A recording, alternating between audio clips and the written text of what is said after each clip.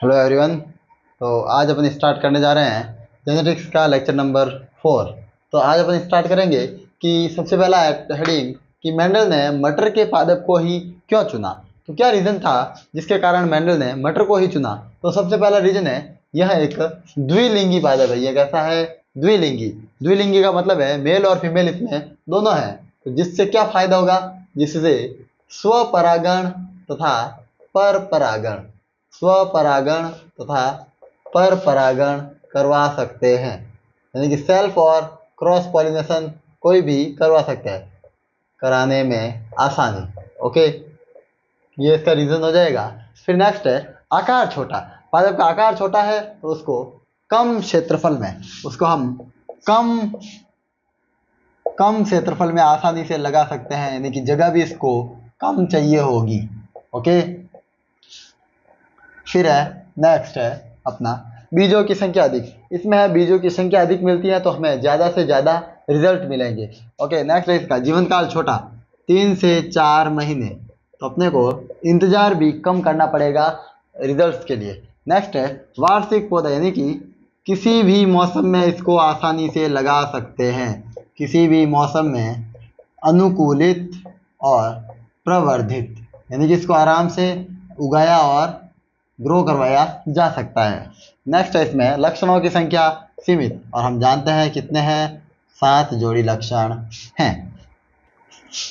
तो नेक्स्ट अपना टॉपिक है स्वतंत्र अपव्यूहन का नियम, या जिसे कहते हैं मेंडल का तीसरा नियम। इंग्लिश में इसे बोलते हैं लॉ ऑफ इंडिपेंडेंट असॉर्टमेंट। चलिए इसके बारे में बात करते हैं। तो यह जो नियम है वो डाई हाइब्रिड क्रॉस यानी कि द्विसंकर संकरण की F2PD पर आधारित है। फिर देखो, और मेन बात क्या है, यह नियम है जो पृथक्करण के नियम का विस्तृत रूप है या एक्सटेंसिव फॉर्म है, विस्तार रूप है। यानी कि दूसरे नियम का ही विस्तार रूप क्या है? तीसरा नियम। चलिए देखिए क्या कहता है यह नियम। इस नियमानुसार जो समजात गुणसूत्रों पर पाए जाने वाले एलील के दो भिन्न जोड़े, समजात गुणसूत्रों पर जो भी एलील के दो भिन्न जोड़े मिलेंगे वो युग्मक निर्माण के समय स्वतंत्र रूप से पृथक हो जाते हैं। ये तो हम जानते हैं कि जब उनको युग्मक बनाने होंगे तो वो पृथक होंगे, लेकिन फिर यादृच्छिक रूप से पुनः जुड़ जाएंगे, यादृच्छिक रूप से वापस भी जुड़ जाते हैं। देखिए स्वतंत्र रूप से पृथक हो जाते हैं, यहाँ तक तो कौन सा नियम लग रहा है? पृथक्करण का नियम। लेकिन आगे स्वतंत्र अपव्यूहन का नियम क्या है कि यादृच्छिक रूप से वापस जुड़ जाएंगे, यानी कि पुनः जुड़ जाएंगे और अपना लक्षण प्रारूप प्रकट कर देंगे। तो यही है अपना स्वतंत्र अपव्यूहन का नियम। नेक्स्ट अपना टॉपिक है वंशागति का गुणसूत्र सिद्धांत।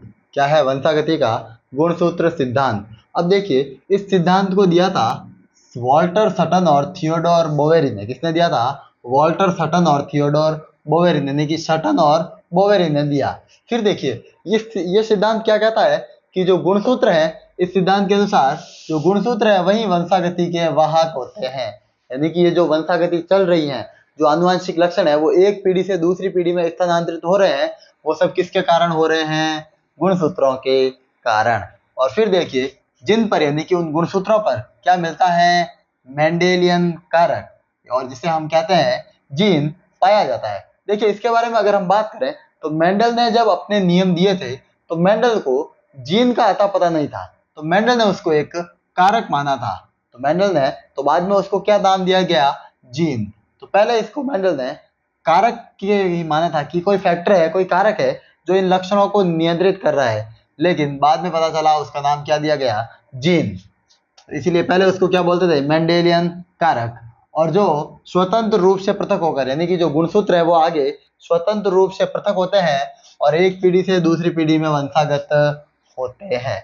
यानी कि इसमें क्या होगा कि गुणसूत्र ही वंशागति के वाहक हैं, उन पर जीन मिलता है और यही गुणसूत्र है वो स्वतंत्र रूप से आगे एक पीढ़ी से दूसरी पीढ़ी में वंशागत होते हैं। अब इस सिद्धांत के विशिष्ट लक्षण क्या है? वही सेम बातें हैं। तो जीन की तरह ही गुणसूत्र भी अपनी आनुवंशिक संरचना है वो पीढ़ी दर पीढ़ी बनाए रखेगा, बिल्कुल कोई चेंजेस नहीं आएंगे। और दोनों ही गुणसूत्रों के जोड़े हैं वो ना तो कभी आपस में मिश्रित होंगे और ना कभी कोई गायब या लुप्त हो जाएगा। फिर है जीन या जो गुणसूत्र है वो हमेशा द्विगुणित या कायिक कोशिका में जोड़े में पाए जाते हैं। देखिए हमें पता है कि जो कायिक कोशिका है वो द्विगुणित होती है। अगुणित कौन सी कोशिका होती है? जनन कोशिका। अगुणित कौन सी कोशिका होती है? जनन कोशिका। कायिक कोशिका हमेशा किस में मिलेगी? द्विगुणित रूप में या जोड़े में।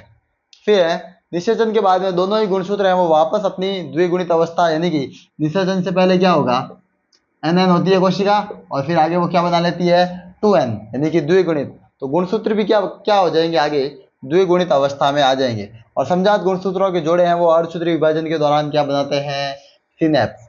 सिनेप्स क्या है कि जहां से दो गुणसूत्र हैं वो आपस में अटैच्ड होते हैं, उस स्थान को बोलते हैं सिनेप्स। फिर है नेक्स्ट इस सिद्धांत का प्रायोगिक सत्यापन। तो इस सिद्धांत का प्रायोगिक सत्यापन दिया था थॉमस मॉर्गन ने। किसने दिया था, थॉमस मॉर्गन ने। और फिर मॉर्गन ने दे दिया सहलग्नता या लिंकेज का सिद्धांत। और इन्होंने अपने जो प्रयोग किए वो प्रयोग किया था इन्होंने एक फ्रूट फ्लाई पर, यानी कि फ्रूट मक्खी या फल मक्खी पर, जिसका नाम है Drosophila Drosophila melanogaster, Drosophila melanogaster. Okay, ये अपने को याद रखना है। नेक्स्ट अपना टॉपिक है सहलग्नता या लिंकेज। लिंकेज को किसने दिया था, थॉमस मॉर्गन ने, जो कि हम पहले पढ़ चुके हैं। याद रखना आपको साइंटिस्ट का नाम थॉमस मॉर्गन। अब देखिए सहलग्नता होती क्या है, यदि दो या दो से अधिक जिनों के बीच की दूरी है वो काफ़ी कम हो जाए, यानी कि जिनों के बीच की जो दूरी है वो अगर काफ़ी कम अगर हम कर दें तो उनके एक साथ में वंशागत होने की प्रायिकता क्या हो जाएगी, बढ़ जाएगी। यानी कि जब दूरी कम होगी तो एक साथ वंशागत होने की प्रायिकता क्या हो जाएगी, बढ़ जाती है। यानी कि दो या दो से अधिक जिनों का एक साथ में वंशागत होना ही क्या कहलाता है, सहलग्नता। यानी कि दो या दो से अधिक जिनों का एक साथ वंशागत होना ही क्या कहलाएगा, सहलग्नता। अब देखिए मॉर्गन ने सहलग्नता को समझने के लिए एक फ्रूट फ्लाई या फल मक्खी का एग्जाम्पल लिया था, और इसको हम पहले पढ़ चुके हैं। क्या नाम है उसका, ड्रोसोफिला। क्या नाम है उसका, ड्रोसोफिला मेलेनोगेस्टर। क्या नाम है उसका, ड्रोसोफिला मेलेनोगेस्टर। ओके, फिर अब क्या कारण था कि मॉर्गन ने ड्रोसोफिला को ही चुना। तो ड्रोसोफिला को चुनने के कारण क्या थे, तो पहला तो कारण है कि ड्रोसोफिला को वृद्धि कराने के लिए या फिर मतलब कि और ज़्यादा बच्चे पैदा करवाने के लिए कोई विशेष माध्यम बनाने की जरूरत नहीं है, वो किसी भी सरल संवर्धित माध्यम पर आसानी से वृद्धि करने में सक्षम है। कौन, ड्रोसोफिला। नेक्स्ट है जीवन काल छोटा। ड्रोसोफिला का जो जीवन काल है वो क्या होता है, छोटा, 2 सप्ताह का। कितना होता है, 2 सप्ताह का, ओनली 2 वीक्स तक ही होता है इसका जीवन काल। फिर है नर व मादा के बीच में विभेदन आसान। हम देख कर ही नर और मादा यानी कि मेल और फीमेल को पहचान सकते हैं। क्या होती है इसकी विशेषता, नर है वो छोटे होंगे और मादा बड़ी होती है, नर के छोटे और मादा बड़ी। ओके, फिर है अधिक संततियां प्राप्त। हाँ भाई, कम समय में या 2 सप्ताह में ही हम बहुत सारी संततियां प्राप्त कर लेंगे तो अपने को ज़्यादा से ज़्यादा रिजल्ट मिल सकेंगे। ओके, फिर है नेक्स्ट गुणसूत्र या लक्षण क्या है, सीमित। तो इसमें गुणसूत्र कितने होते हैं भाई, केवल 4 जोड़ी, यानी कि 8 विपर्यासी लक्षण हो जाएंगे। तो 4 जोड़ी लक्षण इसमें या गुणसूत्र होते हैं। कितने, 4 जोड़ी या 8। अब अपन पढ़ेंगे कि जो सहलग्नता है वो 2 प्रकार की होती हैं, पूर्ण सहलग्नता और अपूर्ण सहलग्नता। तो हमने देखा अभी कि सहलग्नता है वो 2 प्रकार की होती है, पूर्ण सहलग्नता और अपूर्ण सहलग्नता। तो देखिए पूर्ण सहलग्नता क्या होगी कि जब 2 या 2 से अधिक जिनों के बीच की दूरी क्या हो, 1 सेंटीमीटर से कम। और अपूर्ण सहलग्नता क्या होगी कि जब 2 या 2 से अधिक जिनों के बीच की दूरी 1 सेंटीमीटर से क्या हो, अधिक। तो देखिए कम होगा, जब दूरी कम है तो उनकी सहलग्नता क्या होगी, सर्वाधिक। सहलग्नता सर्वाधिक है, इसका मतलब जिनों के बीच की दूरी क्या होगी, बहुत ही कम। ठीक है, और इसमें पूर्ण सहलग्नता में पुनर्योगज का निर्माण नहीं होता है, इसमें केवल जनक प्रकार के ही जीन मिलेंगे। जब दूरी कम है तो इसमें केवल कौन से जीन मिलेंगे आगे, जनक प्रकार, यानी कि इसमें रिकॉम्बिनेशन या फिर पुनर्योगज का निर्माण नहीं होगा। पुनर्योगज का मतलब क्या है, जो मतलब कि मिक्स होकर बनते हैं, यानी कि जो हाइब्रिड होते हैं, प्योर नहीं होते, उनको अपन क्या बोलते हैं, पुनर्योगज। जैसे कि मैं बात करूं, ये जो दिख रहा है आपको कैपिटल ए स्मॉल बी, ये क्या है, पुनर्योगज। ठीक है, लेकिन ए बी तो ये क्या हो गया, ये जनक प्रकार हो गया, पेरेंटल टाइप। लेकिन ये दोनों, ये क्या है, पुनर्योगज, ये भी क्या है, पुनर्योगज, लेकिन ये कैसा है, पेरेंटल यानी कि जनक प्रकार। ठीक है, तो उसको बोलते हैं पुनर्योगज।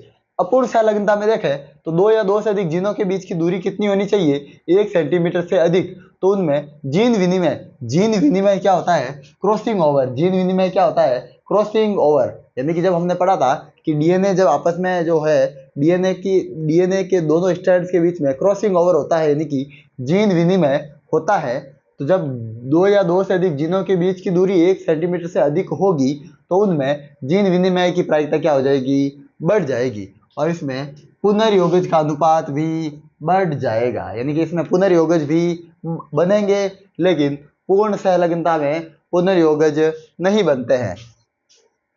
एग्जाम्पल देखें अगर हम, तो ड्रोसोफिला का ही लेंगे तो जब कैपिटल ए स्मॉल बी का क्रॉस जब हमें कैपिटल ए स्मॉल बी के साथ करवाते हैं तो देखिए F1 जनरेशन तो नॉर्मली बनेगी, लेकिन आगे जब इसके युग्मक बनेंगे तो कैसे बनेंगे, पेरेंटल टाइप, यानी कि जनक प्रकार। ये small A small B, capital A capital B. तो देखिए अब इसमें यहाँ से कोई सवाल नहीं बनता है। सवाल कहाँ से बनता है, यहाँ से, कि हैं इसमें जीन कितने परसेंट होंगे, तो प्रतिशत पूछे जाते हैं।